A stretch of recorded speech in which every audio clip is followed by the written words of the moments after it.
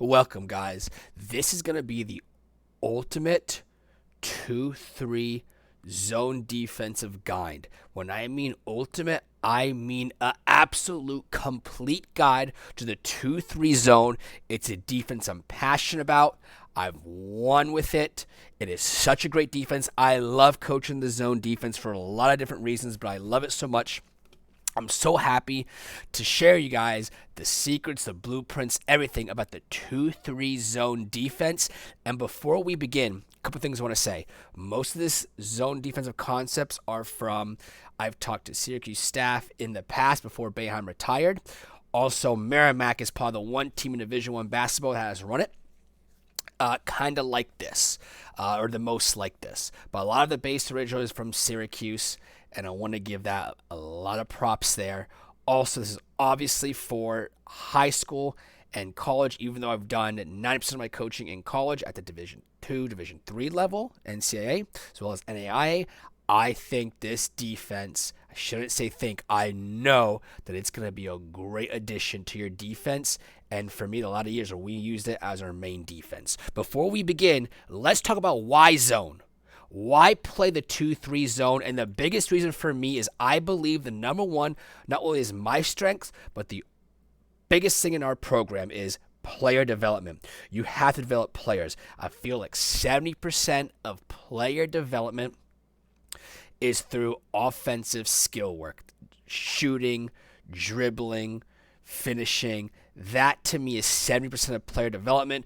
Then we talk about weightlifting, all that other stuff. But for me, player development is the number one reason why I love playing zone, because once you get reps in it, once your players have about 200 to 500 reps, they start getting a feel for the defense. So now in a man defense, there's about like 10 different ways, 20 different ways, a million different ways you can defend a ball screen. You have to work on that. While in the zone, you can simplify and really only do one or two things, and you spend more time on your offense than defense. Now, obviously, some of you guys are defensive coaches. You're going to want to spend more time on your defense. I get that. Listen, there's a million and one ways to win a basketball game, but for me, I took over teams that had 0 wins and made it to the playoffs, national tournaments. Player development has to be the absolute most important part in my program, my culture, and that's where I love the zone. We can spend a lot more time offensively developing those skills. Another thing is teams obviously practice more man offense and zone offense. Absolutely. Teams would like to scout you out of conference. Again, I'm talking more at the collegiate level, but high school as well. Just teams aren't really ready for zone, especially early in the year. You're just going to pick up a lot more momentum because they're not used to it. And I think the zone is a great equalizer. To me, it's, you've heard before, well, you're under-talented, under-manned, this, that. I do think that it's a great equalizer if you don't think you have a great man defensive team, or if you have a great team with great individual defenders, the zone works even just as well, if not more so. And I think to tie into the last one is adaptable, aggressive, standard type defense. You're going to see in our blueprint that, listen, you can make the zone as aggressive as you want it to be, or more standard by the book as you want it to be. But as a coach, especially once you get to know the zone, hopefully through this video, you'll become more adaptable, more quick in-game adjustments to the zone, so you can do a lot of different things with the zone. Okay?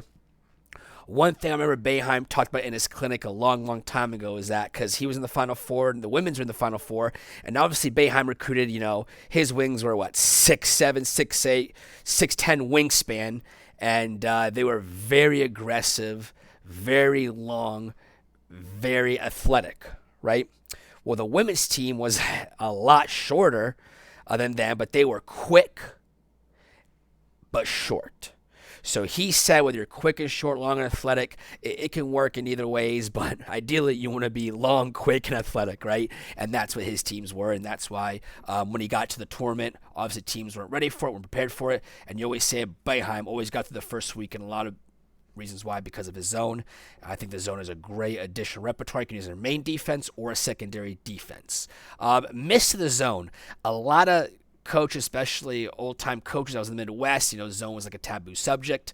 They think zone's a lazy defense. I'm going to tell you guys right now, especially when you see this video, especially when you see it in practice, you watch old Syracuse games on Synergy, you watch Merrimack, listen, playing a really good zone defense, you're going to have to work your butt off. You're going to have to work your absolute butt off, not only as an individual, but as a team. So it is not a lazy defense at all. It's not sit back, let teams pass or shoot. You're going to see the way we run it.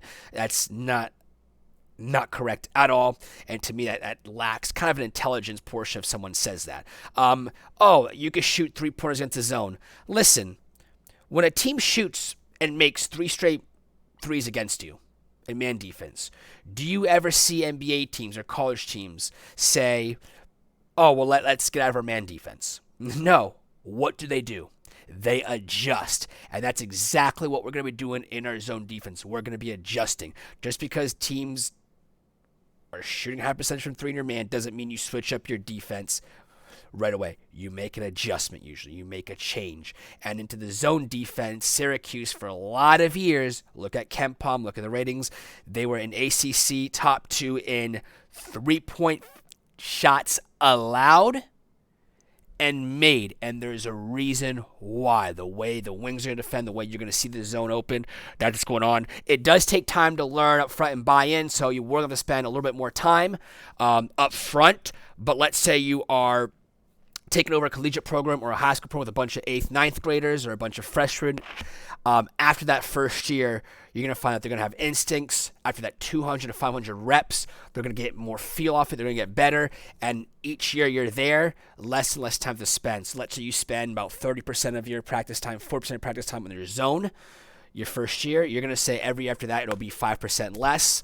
10% less even, depending on how much time you spend on it, and it'll be just as good because your upperclassmen will be able to coach your underclassmen, and that's what good system organization does, right? You want to see your upperclassmen players do kind of take lead and coach. So it does take up front. It is a little bit of buy-in, but I'm a passionate guy. I'm really energetic, so the buy-in was never a factor for me, but for you guys, you're going to have to really just hammer in and see how it works, get after it, and you have to work hard. I think these are some things you want to tell your players right off the bat. Let's get into it. 2-3 zone, biggest thing I want to show you is before we go into it, these are going to be X1, X2 are going to be guards, X3, X4 call them wings, X5 is the goalie or the center. Okay, and that is very important to understand those positions. Before you talk to your team, I would get them into either chalk top at the bleacher or a classroom and really talk to them about what we're trying to do in our zone. For me, our goal is always be a top 3 defensive team in our conference and to have teams shoot 39%, or my first year at a team, I would say 40% field goal percentage defense or less. That's what we're trying to do. Obviously, in high school, it should be way less than that because teams shouldn't be shooting 40% against you in high school. Let's talk about our guard responsibilities. So X1, X2, what are they trying to do?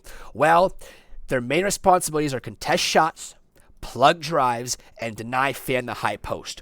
What does that mean? Well, contesting shots is pretty easy. You're going to contest shots. Hand up contesting shots. You guys know the drill when it comes to contesting shots.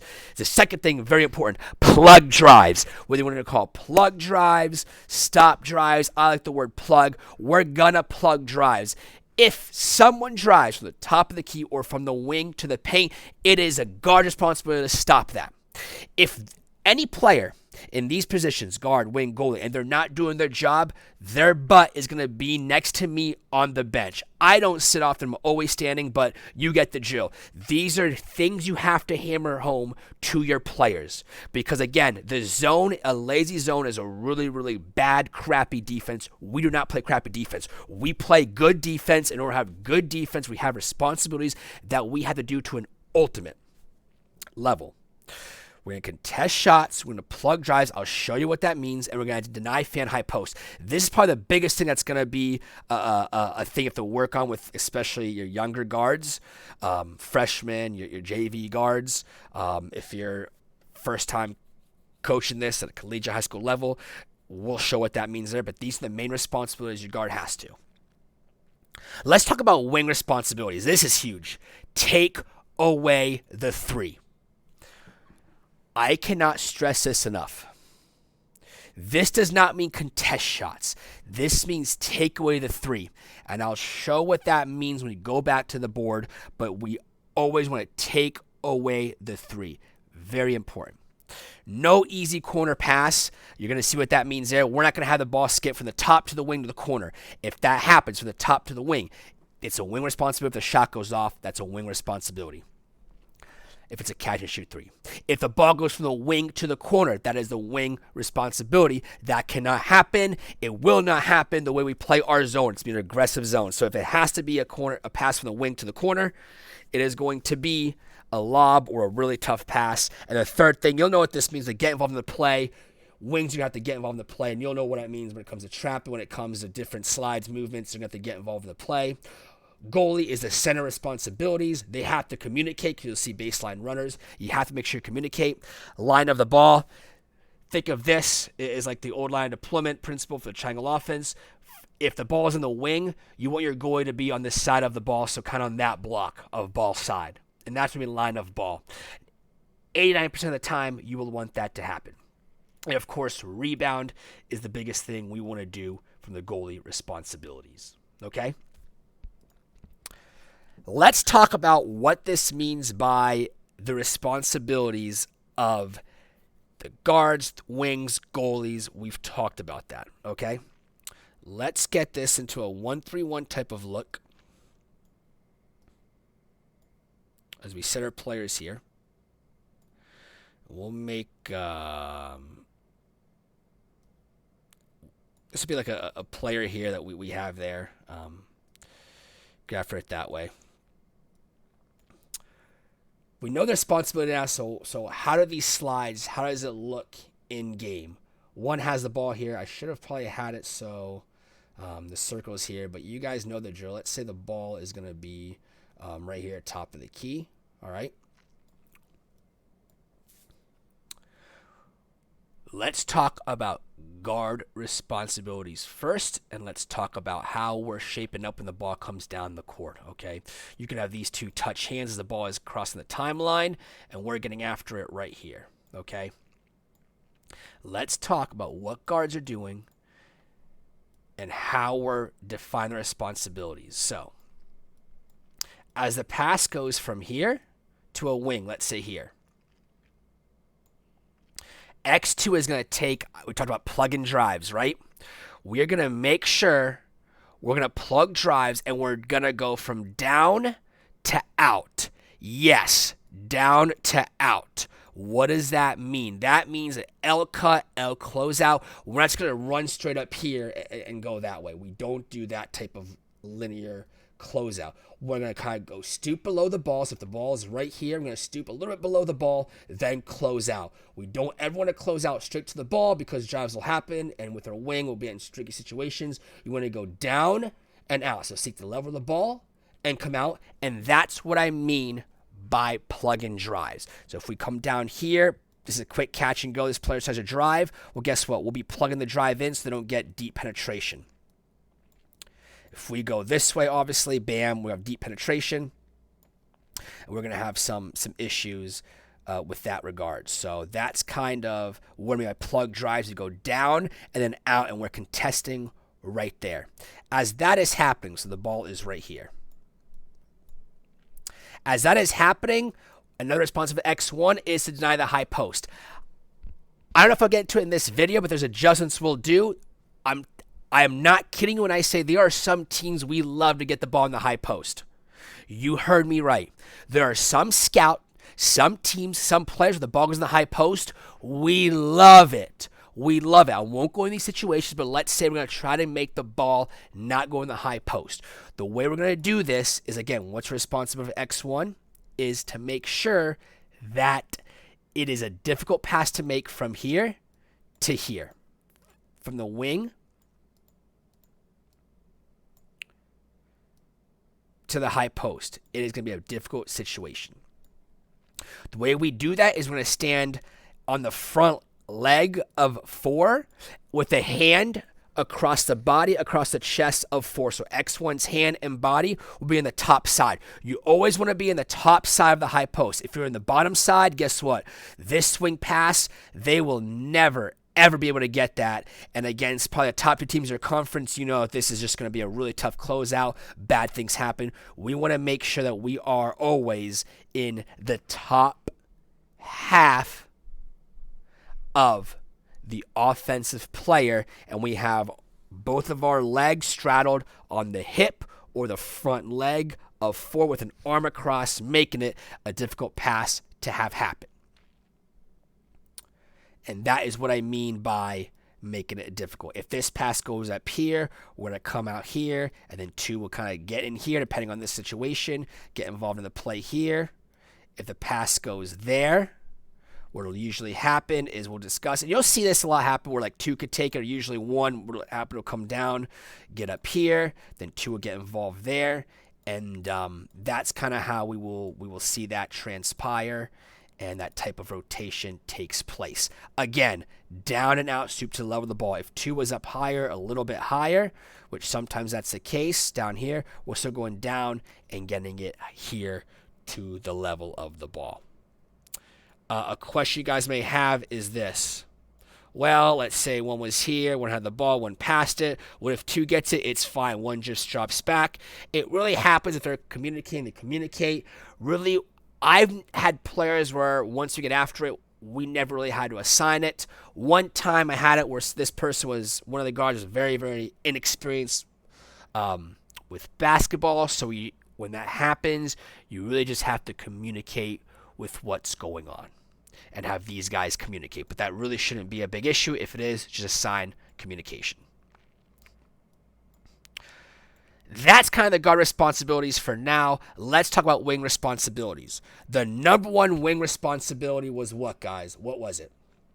It was, if you remember, it was take away the 3. We are not contesting the 3. We are taking away the 3. So you're going to see a lot of lazy, poor defenses where this pass goes from top to wing.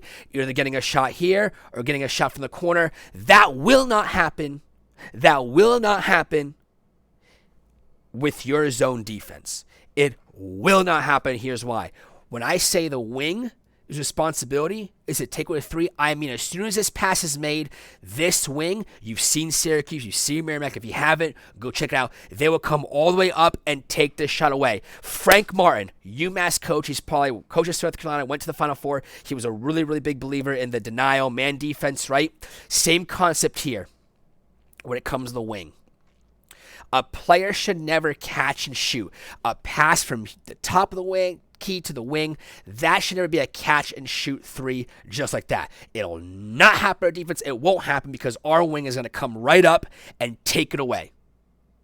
And then they're going to bump off. As he's coming up here, what is our guard doing? That's right, coming in, coming out. When this bump happens, okay, our second responsibility is what, guys? It was no easy corner passes, so you guessed it. It's going to come in here, and Jim Boeheim used to have just keep a hand in the passing lane right here. Keep a hand in the passing lane here, right? Oh, this is tricky here. But what we're going to do with X4 is we're going to come up, and we're going to keep, I would say, especially the first year you're teaching this, get your whole body involved. Yes, your entire body in the passing lane. Your wings players are probably going to be a little bit taller than your guards usually, so you want to get up here, get after it, and make it. So this pass isn't a quick reverse, so it's not a quick pass. If they want to make this pass, it's going to be a pass where it's a little bit tougher to make, so this person's coming back up and getting back into play here. So this pass, if it does happen, it happens right here, and we're right here contested, and we know where we're at and what we're doing. Does that make sense? So let's look it up top here. 1 passes to 3. X4 gets up here, takes with a 3. So if 3 wants to take a shot, it's got to be off of a dribble. It can't just be a catch and shoot 3. 1 is coming into the play here, and again, this person wants to drive. Where is 3 going to drive it? Probably not going to be able to drive here during 4's close. I have to drive this way. That's fine. 4's going to be able to take away that drive a little bit easier. Coming up there. But it's going to be come up. 1 super level of the ball is bumping back right away and coming after there. And if that pass happens, it's going to be a tough pass. You'll see against poor teams probably try this pass or get picked, deflected, whatever. But that's going to be a tough pass to make right over there when that happens. Very important concept when it comes to coming up, bumping, coming back, denying the corner. I want to use denying the corner. That's a lingo we'll be using and to get it that way. I think the biggest thing is if you're seeing it's like, well, what's the timing here? X4 is not going to be here up for very long at all. It's going to be like a pass happens to 3 as one's doing it. 4 is coming up here, taking the shot away because 1, again, plug drive, contest shots is exactly what's happening. 1's going to contest a shot if a shot does happen, which probably won't because I'm under pressure. Then we'll have it so the ball comes over here. And if they do make that pass afterwards, we're right there and they have it in there.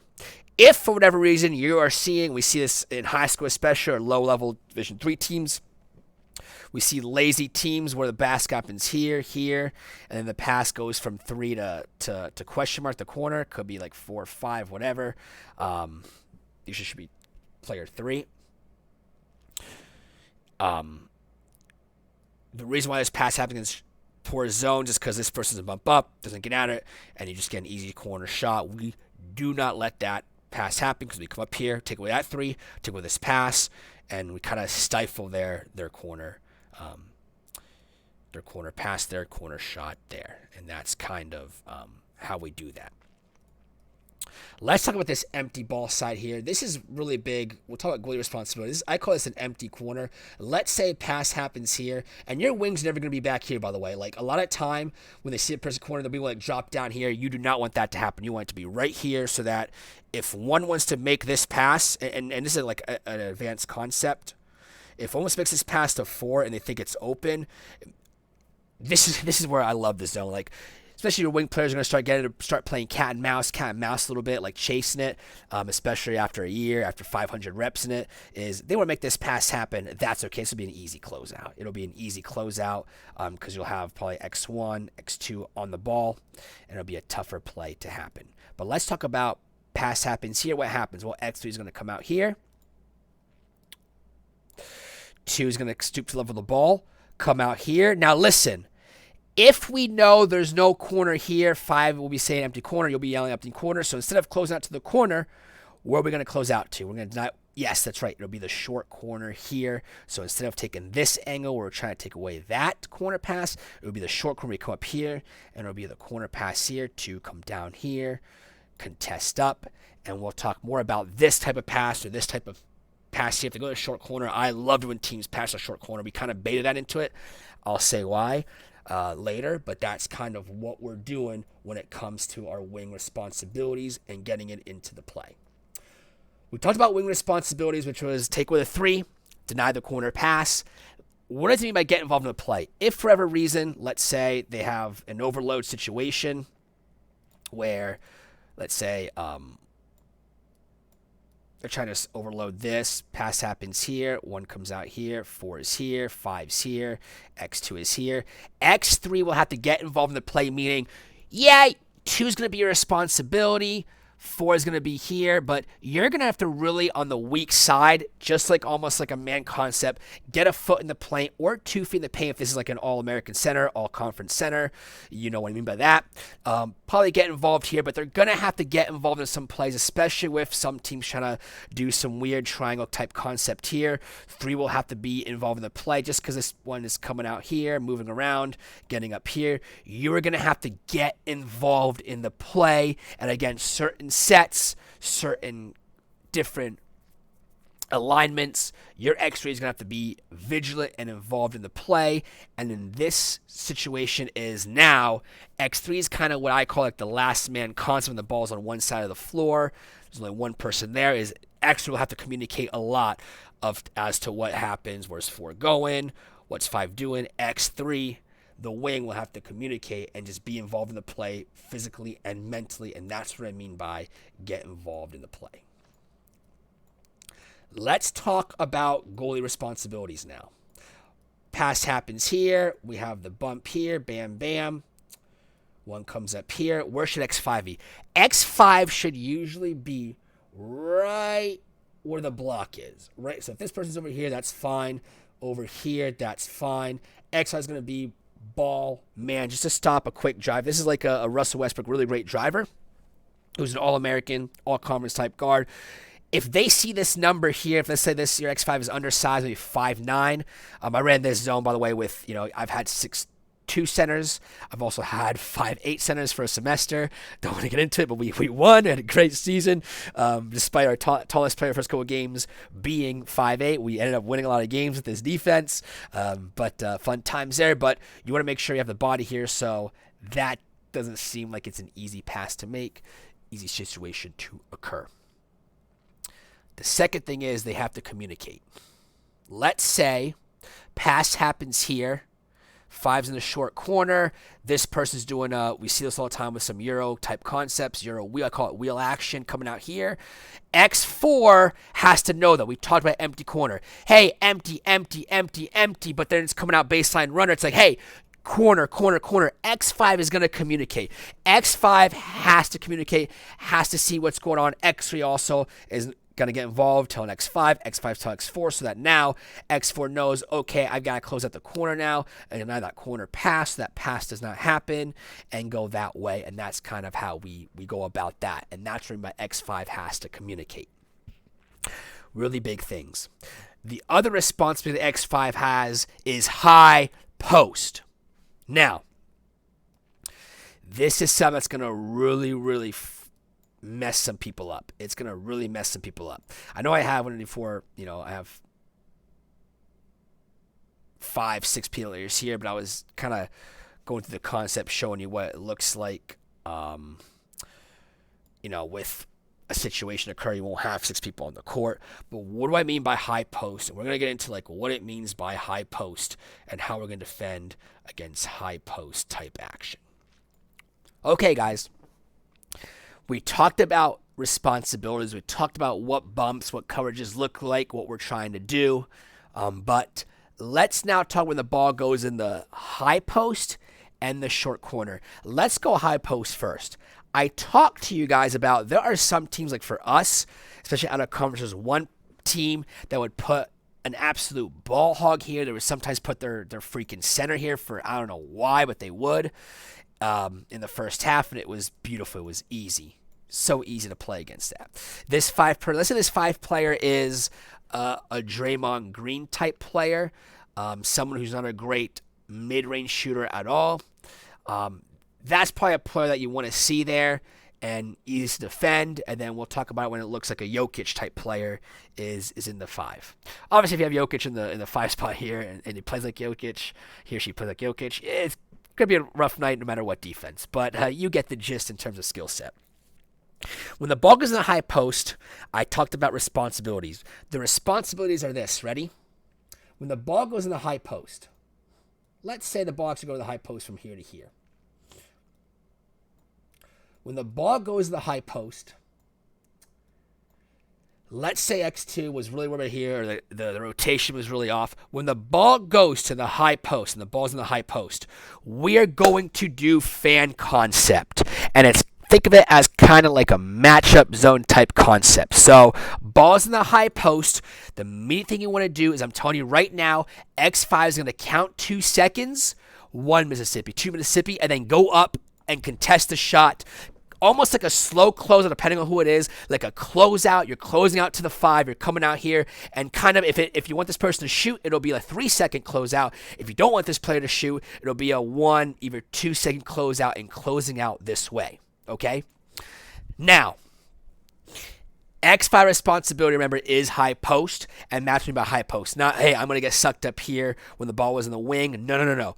Get down here to start out and close out here and close out there. The only time you want X5 here and 5 is if this is like a Jokic player, but you're not going to see often these types of players. And even when you do sometimes, as Mike Hopkins, great coach, again, you can see his clinic on YouTube probably sometime. By talking to him, he's like, you definitely are okay with getting the ball in the high post depending on the scout matchup, and you never want X5 really up here unless it's scout or a scout-specific, play-specific region.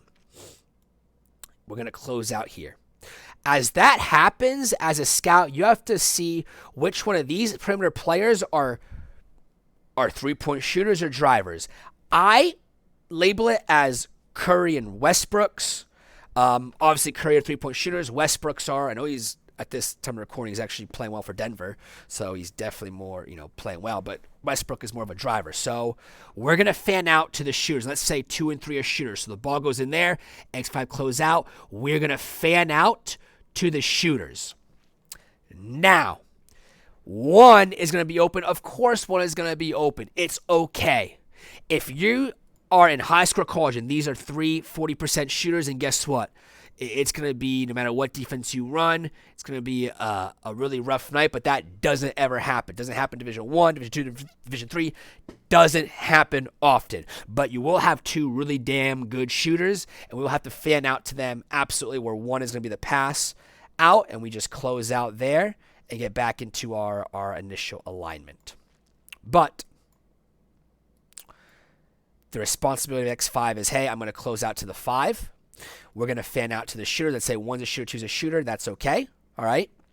We're going to fan out and play man. And I would say wing responsibility, ball goes in the high post. We're fanning out. When I say fan, I would say as in a denial. So we're going to fan out. Ball goes in here. We're going to fan out where I'm going to kind of be in a denial pass, get my hand in, maybe my body in here, so the pass can't go to the shooters. That's kind of what you're teaching your wing, or your guards, to really get out there and fan out, meaning deny that pass. If that pass happens, that's great. That's okay. We're back into our alignment, but we want to make sure that pass isn't an easy zip pass.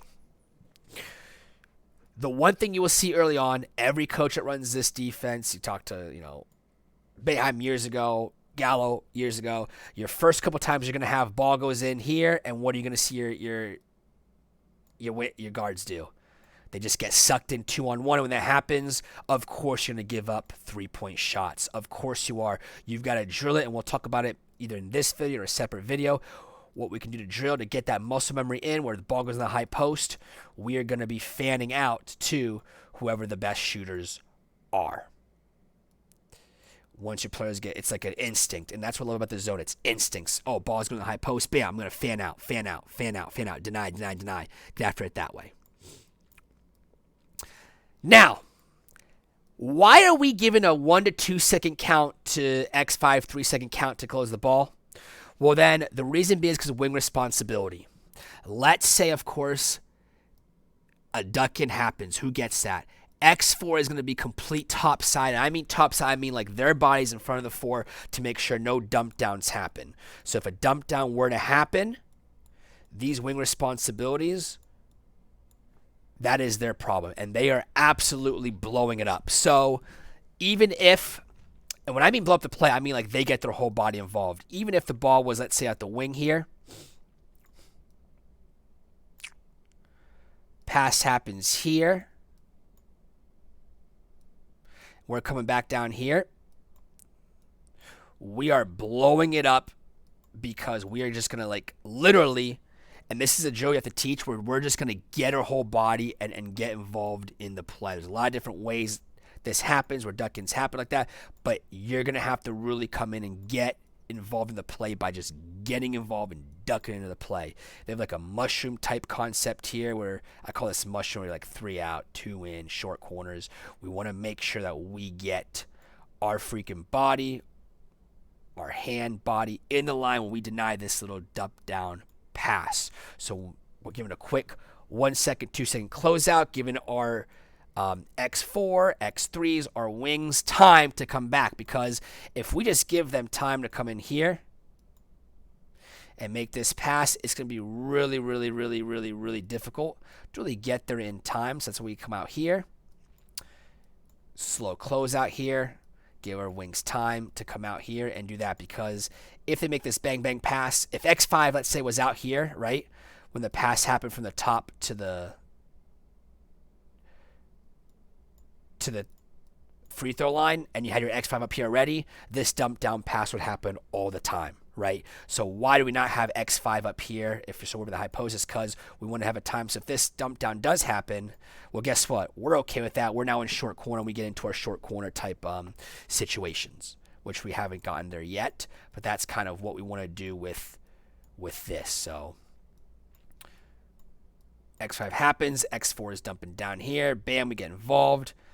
close out, and then this tries to duck in, but X4 is going to blow this play up. I mean, again, when I say blow it up, I mean like X4 is really going to get their whole body, not to their hand, but their whole body involved, so no easy dump downs occur. If this 4 player is 6'4", and your X4 is 5'10", or I mean 5'7", 5'8", obviously, 6'4" into 5'8" is going to be tough, but you shouldn't be running into 6'4" players quite often. If you are, your wings, probably you're able to recruit some players a little bit taller, right? You wouldn't put your wing players as your 5'3", 5'4" players usually if teams have, if you're up against a team that has, a 6'1" forward and a 6'4" forward. You catch my drift there. So that's kind of what you want to do, is you want to get involved, blow it up. You want to give some time here so we can blow up the play and get after it that way. Okay, and again, you'll be surprised once you get better at this defense. On Synergy, we can have clinics discussions, and I know at clinics I got this question all the time. All my wings are up so high, I'm worried about the short corner. We're going to talk about that here coming up, but it's very important that we know what we're doing when the ball is in the high post. If this is someone like a 4 and their best shooter, then obviously we're definitely going to want to kind of be more aggressive with this. If they have someone in the short corner, it's pretty easy to really match them and say, hey, listen, we're not really coming out here. We're really going to come out here, not deny the corner, but get into the short corner and make it so we'll get rid of the dump down pass. If they don't have anyone as dump down pass, right, and you see like their coaches, we'll just say, having a foggy day and they're not really attacking this side, then guess what? You want to make sure X5 is take one Mississippi, then close out a little bit quicker, right? Another thing is this. If you are not worried about the high post, do not have your wings sell out the high post against every freaking time they put someone in the high post. I'm telling you right now, it is going to be so exhausting, and it makes no sense to do that if they're putting the worst player in the high post or someone who does no damage in the high post. You are going to be, again, hand in front of 4's body, but we're not going to completely sell out. If this is a Jokic type player, if this is their best player, then yes, you're going to be absolute complete deny. You're going to be like right there hugging up top, almost like a denial stance. But if you're not too worried about it, that's okay. If you are worried about, let's say you are playing a team that has, I talked about 43-point shooters, let's say 43-point shooter, 43-point shooter, 40% three-point shooter, the perimeter is all Curry's. Guess what? You're okay with the ball getting in the high post at that point, because the rotation will be a little bit easier, a little bit softer, a little bit easier for your defense to rotate, and you don't have to worry too much about high post. I don't want to get into the weeds a little bit because you probably have a lot of questions here and there. I'll answer it in the second video, but as long as you know when the ball goes in the high post, you do not want your X1, X2 both going to the ball, because I'm telling you right now, bad things happen, and then just easy shots occur, and against zone defense, no shot is going to be easy in our zone defense. None at all. X5 is going to wait 2 seconds. They have the high post. Know it. Your goalie, your center, your first couple, first probably 50 reps, they're going to be really like, I don't want to come out. I don't want to come out. Even if there's no one around, they're going to be like, I don't want to come out. They have to come out and close out, because that is their responsibility. And you can add it as the 4th responsibility that you have to get the high post. So come out, contest. We're going to fan out, and that's how we're going to defend the high post in a vacuum. Let's talk about when the ball goes in the short corner now. Okay, this is where I love it. If you can get teams to be good at this, you're really going to be having a lot of fun as a coach. If you get teams great at this, your offense is going to be 5 to 10% better, probably more a little bit, because you're going to get a lot of deflections, a lot of steals, and this is what I mean by the zone being adaptable. This is what I freaking love about a zone being adaptable. I freaking love it, because you don't have to trap the short corner. I called it orange my first year. When I taught it, I was more aggressive. So I said, hey, we want to be aggressive. Ball in the short corner, bam. But in the second half of conference play, what you want to do is sometimes you get more man head where it's okay, we don't really worry about it. And but I'm not going to show you that right now. I'm going to show you want to be aggressive, you want to be dogs, you want to be wolves, hyenas, you want to get after it. And in this defense, we're going to get after it. And I'm going to show you how, because a lot of people are like, well, the wings are a little bit up high, because usually in a zone defense high school, they sag back off here. No. It's okay to have your wings be up high. It's totally fine for them to go out in the short corner and get it into your players' heads where you want to get the ball. If they get the ball in the short corner, it's fine. We're feasting, okay? Let's talk about responsibility and slides when the ball goes in the short corner. First of all, it shouldn't be an easy pass because X4 knows it's going to be a slide here. And it happens here. So a ball's over here. Bam, we're over here. X3's getting involved in the play here. Very important here. Ball goes to the short corner. Who's trapping? Well, the goalie and the wing are trapping. It's just no two questions about it. They're going to hard trap. And again, we're going to say, hey, you're going to be aggressive. Just teach this trap right away. Not right away, but I mean like once you get your zone side, your responsibilities, then probably day 3 or 4, depending on how you're doing.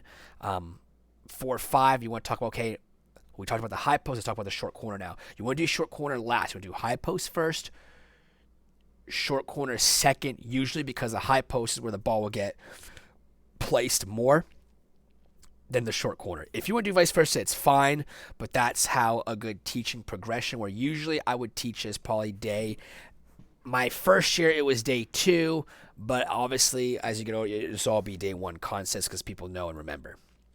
Balls in the short corner. I don't know why it's 5. It's probably not going to be 5 here. We'll put 4 here because it just makes more sense. So pass happen from here to here. That's happening. I want to talk about the opposite wing responsibility, and this is the most fun. Balls in the short corner, what's 5 going to do? You guess it. They're going to freaking dive. They're going to dive every single time. Someone's going to dive. If he doesn't dive, this person dives. But you're going to have, let's say, 5 dive. This person is going to dive. Whoever is here. Anyone in the elbow, hypo, going to dive. Get that in their head. This is where X3 has to blow up the play. X3 is saying, I know what you're going to do. Instincts. I know what it's not going to be X2's responsibility. No. X3 is going to come all the way over, even if 5's over here and tries to go over here. Get over here and get into the play and blow this play up, where I'm just going to come in here. I'm just going to blow this play up. As soon as the trap happens, X3 should be probably 2 feet in the paint right here. If I was to come in here, X3 is going to blow it up. And when I mean blow it, I mean you're going to get your whole body. Like X3's eyeballs are going to be in X5's jerseys, legitimately. Because X5 might be a 6'5 center. X3 might be only 6'1, 6'2, 5'8. Or if you're in high school, you know what I mean by the height differences. You're going to be given a little bit of height. You have to get the heck out of here. Because if you are too lazy and aren't there, you see this layup every time. This is going to be pretty much the only counter teams have in the first quarter. First half is just, we'll dive, right? X3 is vigilant. Get in there, blow it up. I call it blowing up because X5 is going to get in here. X3 is going to literally, you're not going to wait for 5 to get in there. You are going to get to the man and blow it up. Get your forearm into their chest, eyeballs in their chest. I don't care. You're going to blow it up. So when X5 comes over here, X3 is saying, this is my house now. This is my house. We are the Jaguars, Eagles, whatever the heck. This is our serpent den, whatever. This is our house, and you are not going to get an easy look in here. Now, if 5 is 6'8", and X3 is 6 foot, obviously, they're going to be able to get in the house a little bit easier, right? But, hey, blow it up. Get in there, and you really want to make contact first. X3 makes contact first. Get in there, and make sure we are taking and blowing this up. We are blowing this play up. This would be the number 1 thing teams try to do. Okay? Now, as soon as the ball goes in the short corner, X3 should have moved already in here and in position because they know that's what's going to happen. Now, let's say the wing responsibilities. What happens? Well, when this is gets passed, a couple things you can do. What I would say with your team the first month is we are in closest pass is in a full out deny. So wing is a deny 1 pass away. Kind of like you're fanning out, right? We're going to deny that pass. You are denying this pass so it does not go back out. If this is the worst player on the team and you want to play, I want to do something different. Hey, go for it. There are 1,000,001 ways to win a basketball game, as long as you do whatever you want to do well. That's the concept here at Basketball Vision. So you want to get out here and you want to deny this pass, because this will probably be The first look they try to do is this look. X3 is denying this. The second look is going to be right out here, and they can't do that. And then the third look is always going to be cross-court pass. And guess what? That is going to be an easy pass to make because we'll be able or easy closeout for us to make opposed to these two. If X1 is caught sleeping, this pass is a very difficult pass. You guys know. I don't know why I'm talking about it because you obviously know this would be an easy shot, easy drive if the ball gets out there. So ball short corner, deny. X2 is already denying and blowing up this pass right here. This is how we're happening here. If they have this player up here, I still want X3 in the paint to see what happens here. I don't know why this person would just be standing here because it'll be easy to capture. If this happens, bam, you can play 2. Or if you want X2 to play 2, up to you. Because you're coming to my channel and you want to know definitive answers, I would just have this happen and play 2. And of course, who has this first pass out here, I would always have the closest person to the ball, and that would probably be X2. So as soon as this happens, X2 is kind of playing 2 people, right? And having the pass out here, bam, this is happening here. So X2 is closing out here, 5's coming to ball side, where X3 is here, 5's coming back out, 4 is here, 1 is getting involved in the play, and now we're back into our stationary pass. Oh, they want to get a quick shot here from the wing to the top. Well, guess what? Bam, we're up here, and we're back into our defense, okay? That right there is rotations for the short corner and what we want to do with that. Some teaching points there. The biggest thing is, hey, you probably know how to teach a double team. You want to have your 2 sneakers touching, want to get after it this way, and we want to make sure we kind of blow this pass up, deny this pass, and this plays 2. Even if this person is over here and it's over here, that's perfect. X2 is just going to play and get that first pass. Okay? And that's how we're playing that. If a trap happens and you're like, you know what? I don't want to trap. I don't want to get after it. I would advise you doing this maybe after your first year, after a couple months of being good at traps. Then you can kind of get more matchup heavy. I don't want to get into those concepts here, but that's really what elevates this defense where, okay, we're going to be more matchup heavy where you will have someone take over and really not send 2 at the ball. You're actually going to want to just kind of man up now. And in those situations, we'll talk about later on in the series, or if you guys have questions about that. But that's kind of responsibilities we talked about in the short corner. Okay? Last but not least, we'll talk about ball screens a little bit. But before we go into ball screens, I want to say this. You never want to have your 5 contest shots out in the corner unless it's a very short shot clock situation and you really need that to happen. So if the shot clock's like above 6, 7, 8, let's say there's 12 seconds left, 30 seconds, you never want this person to have to come out and guard this. You want them to stay at home more, have the wing, kind of deny this, and get after it that way. All right? The only time you would do that is in a short shot clock situation where, for whatever reason, it was a long rotation for X4. They got fumbled up. Things happen. Doesn't happen often. That's when you would want your X5 to be out in the corner. The number one thing you want to make sure your players know is your responsibilities, your closeouts, and your rotation. Again, if this pass is happening from top of the key to the wing and a 3 is coming up, that means the wing is not doing their job. They're not coming up here. They shouldn't be, I'm worried about the short corner. I'm worried about the short corner. Screw the short corner. What's your one opportunity right now?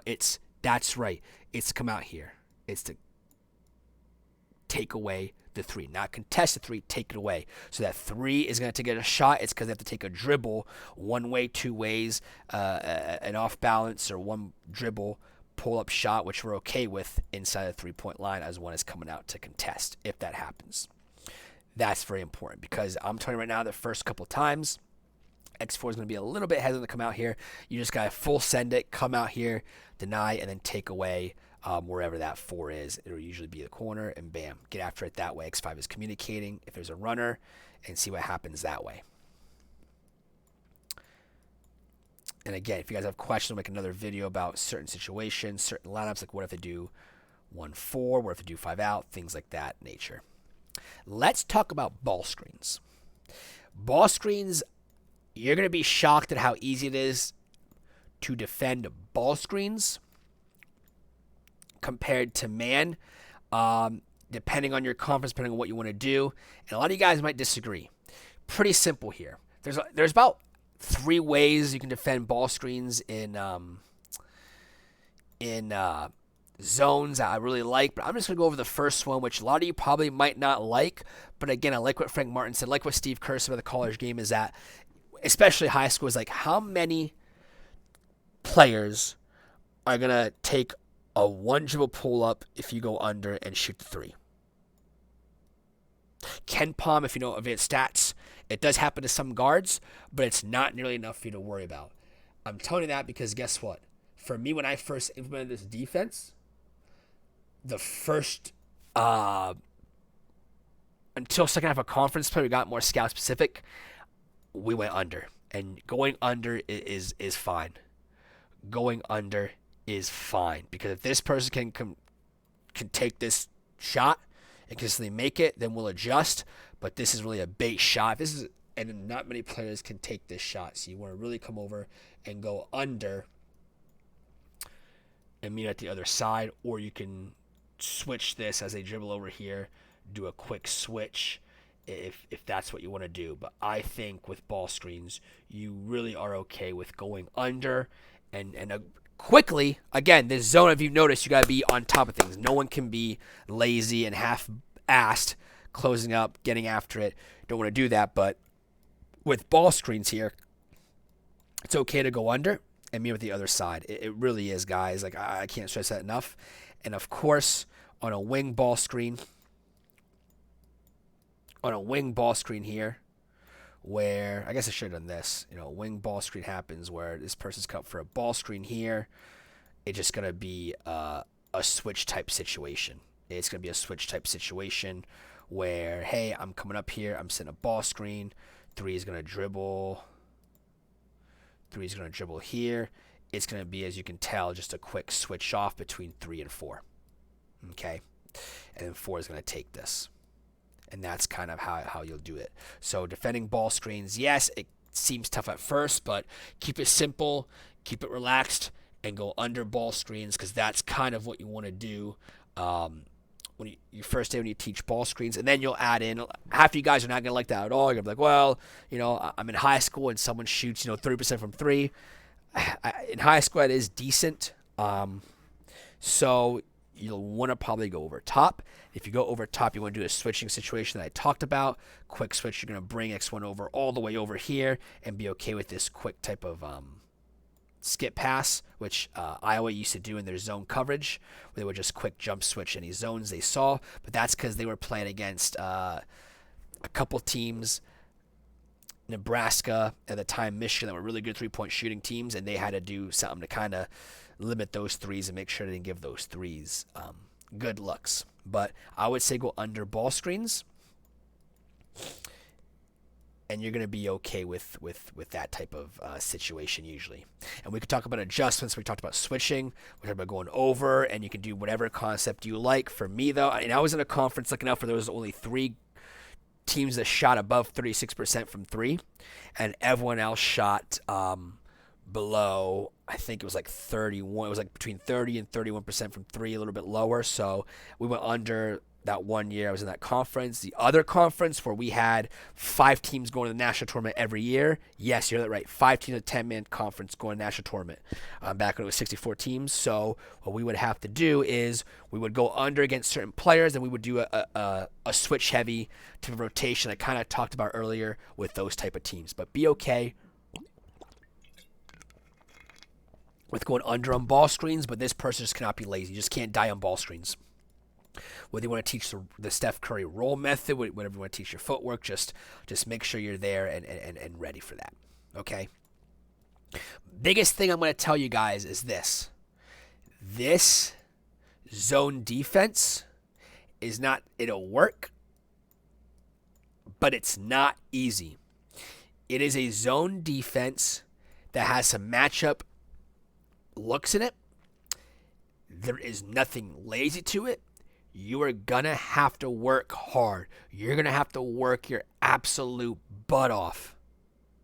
Whether trap situations, pass situations, it is very, very, very critical that you get that through your players that this is a not only talk-heavy defense, but a very, very, very aggressive defense, good defense, but you're going to have to move. You're going to have to move. You're going to have to slide. You're really going to have to sweat, and you're going to have to work on this defense.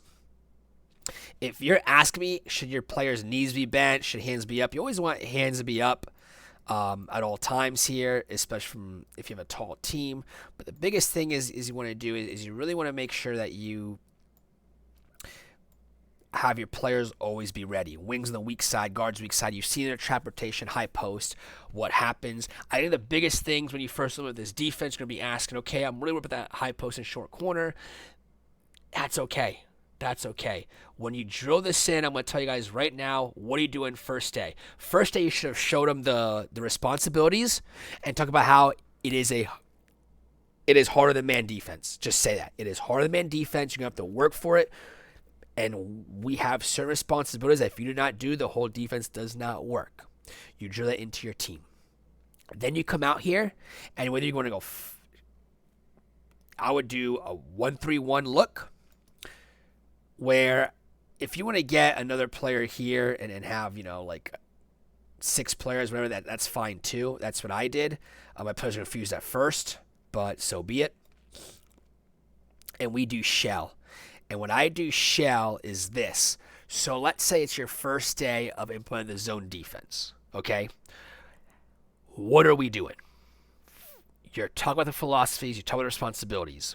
When we come out here and you get them in X1, X2, and this is how they look, defense, you literally say, okay, X2, give me one of your responsibilities. Contest shot, X2 says. Good, you learned. X1, what's another responsibility? Plug drives. Absolute X4, contest shots. No, X4, it's take away the 3. And this is how before you start your shell drill, you get your players thinking, what are my responsibilities and what do I have to do? Makes life simple for them when they understand what they have to do. So come out, you've done chalk talk, you come out here. And what I would do is a first day, I wouldn't do individual one-on-one defense. I wouldn't do slides.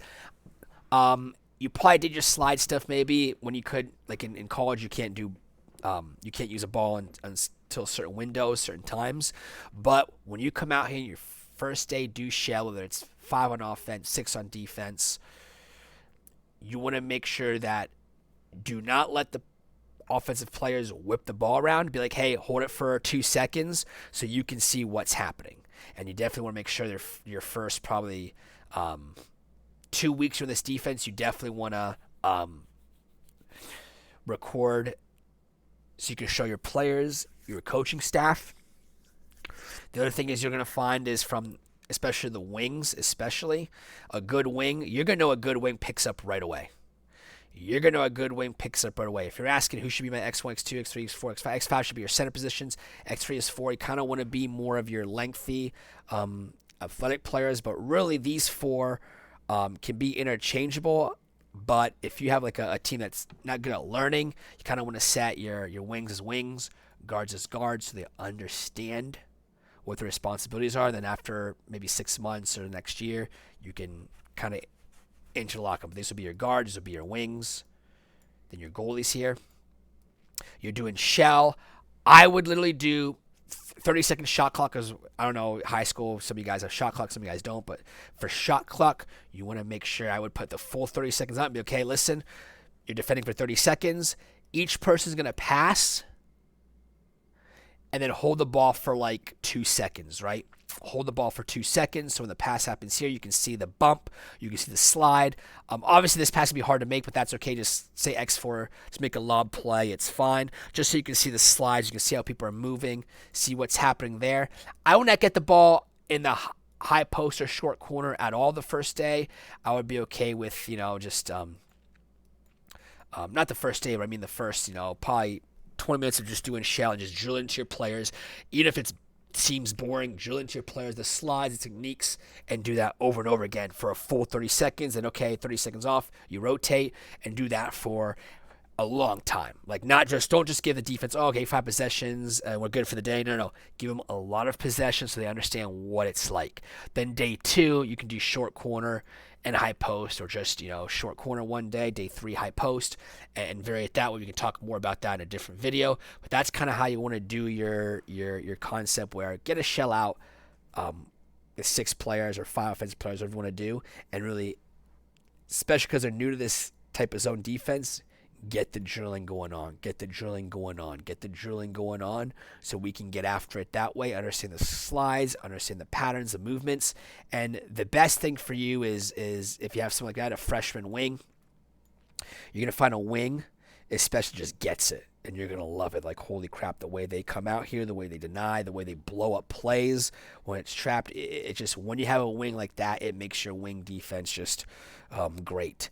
And the reason why I say tape your film is because players, especially the first couple of days, aren't really going to understand, like, oh, what do you mean by, like, fanning out? What do you mean by, like, coming out here? And you can show them this is what you're doing right and this is what you're doing wrong. And then when a player or two kind of picks up quickly, you can say, hey, this is kind of what we want to do by showing this player. And you kind of, not single them out depending on what kind of, clicks and personalities you have, but it really shows you one-on-one meetings who's doing good, who's doing bad. Say, this is, I like how you do it, I like when this person does it, and get after it that way.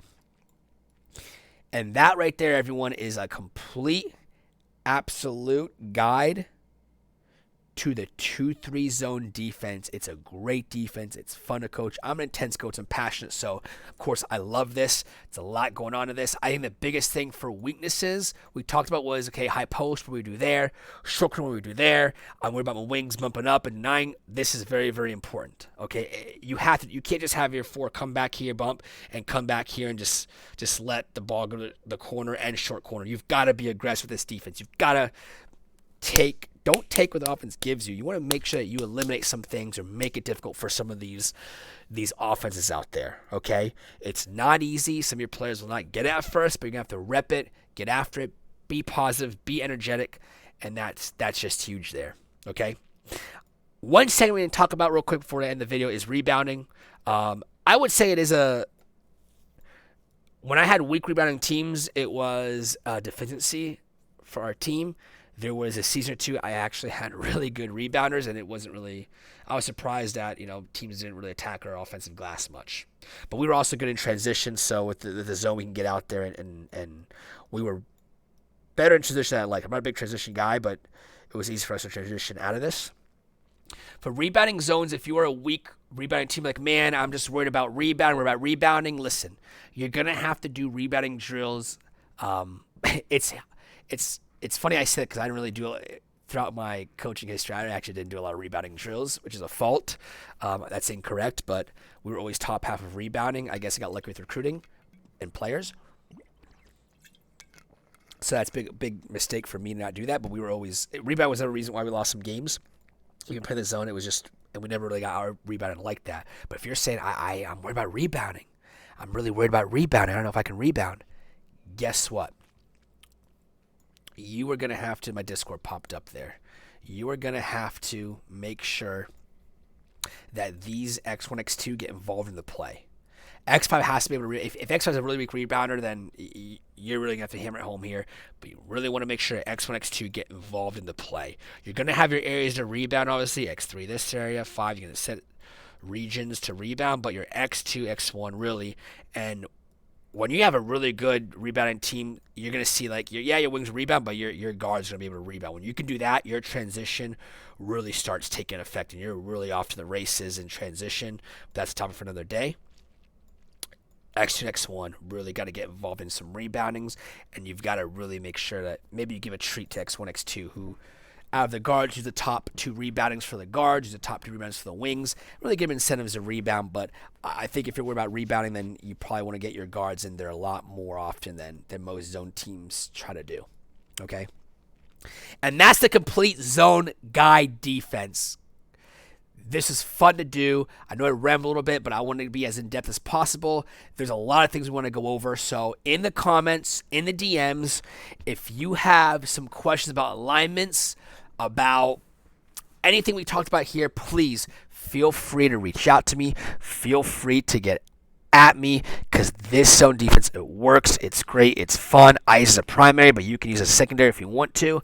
And it's just so fun for me to coach. I loved it, especially my first couple years as a coach. A lot of teams weren't running zone a lot, and really coaches were especially first time through conference, they were really surprised and really you don't see a lot of zone offenses that really scare you. Then once you coach your fifth year, your fourth year, it really just I'm not saying you know what they're going to run, but you've seen a lot of concepts, and you can really do matchup heavy out of it, and you can defend how you want to. But leave any comments below, any questions, comments, suggestions, anything I'm going to go over for 2. I'm thinking when I do a part 2, it'll be more about, hey, what drills are we running, and how we, more the teaching and the micro aspects of this zone. But yeah, guys, thank you so much for tuning in. Thank you so much. I love talking about this defense. I'm talking about certain basketball concepts. Hopefully, you guys are along the ride, and thank you so much, guys. Appreciate it, and I'll see you next time. Thank you.